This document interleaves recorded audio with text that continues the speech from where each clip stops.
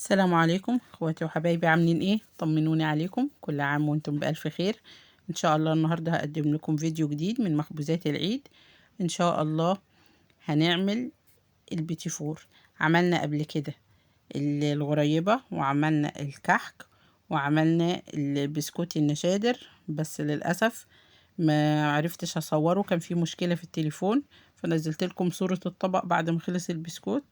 هحاول ان شاء الله اعمله تاني واصوره لكم. ان شاء الله النهاردة هنعمل البيتي فور البيتي. مقادير البيتي فور: كيلو دقيق، اكتر من نص كيلو زبدة مكعبات زي ما انتوا شايفين، ربع كيلو سكر بودرة،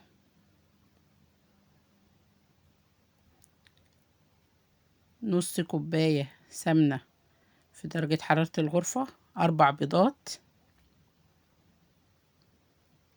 اهو نص كوباية سمنة مع الزبدة، 4 بيضات، 3 معالق كاكاو، فانيليا، ومعلقة بيكنج باودر، نحط معلقة واحدة بس، وفرماسيلا للتزيين، ونحط معاهم رشة ملح. تمام يا حبايبي. هتجيبي الأول، هنجيب بولة نضيفة نحط فيها الزبدة، ونضيف عليها السكر البودر ونقلب. لو عندك مضرب كهربائي ومعاهم رشة الملح، لو عندك مضرب كهربائي هيسهل عليكي كتير.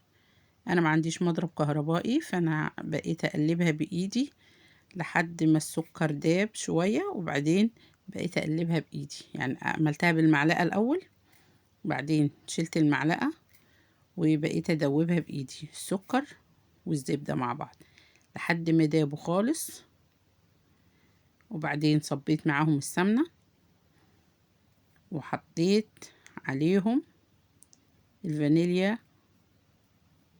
وقلبتها. بعد كده هننزل بالبيض واحدة واحدة لحد ما البيضة تختفي، ونحط التانية لحد ما البيضة نقلب لحد ما تختفي وتدوب مع المزيج لحد ما نخلص ال4 بيضات. بعدين ننزل بالدقيق ونقلب لحد ما العجينة نلمها كده بالراحة، ما نعجنش، نقلب بالراحة كده لحد ما العجينة يعني تمسك نفسها شوية، بس لازم تبقى طرية. تمام يا اخواتي.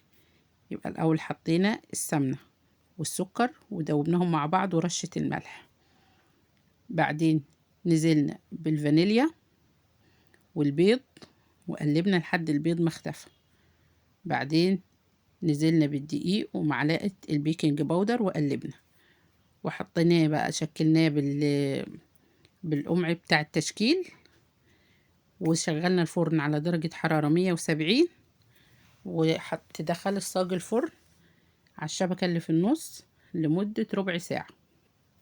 تلاقيها خدت اللون الذهبي ده من فوق ومن تحت، بقى حمرها جميل كده ورايق اهو. شايفين شكلها؟ ولا هي حمرا قوي ولا هي بيضة.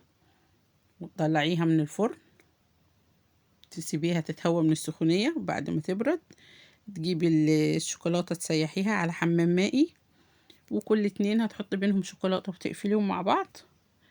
وعايزة بقى تغطسيها في شوكولاتة بيضة، شوكولاتة غامقة، عايزة تعمليها بالفرماسيلا، عايزة تحطي فيها المربى وتعمليها بالفرماسيلا برضي. التزيين ده والتشكيل ده انتي وذوقك، وكل واحد وامكانياته يا حبايبي. في ناس بتعملها عادي كده وتحط عليها شوية مربى من فوق، يعني تعملي لها في النص كده بدل ما بنحط كريز او حاجة او شوكولاتة، تحط لها شوية مربى صغيرين وتسويها وما تلزقهمش في بعض. عادي بتبقى زي الغريبة كده، بس هي طعمها بيتي فور. زي ما انتوا شايفين كده شكلها بعد ما خلصت واستوت، ولزقناهم في بعض بالشوكولاتة والمربى.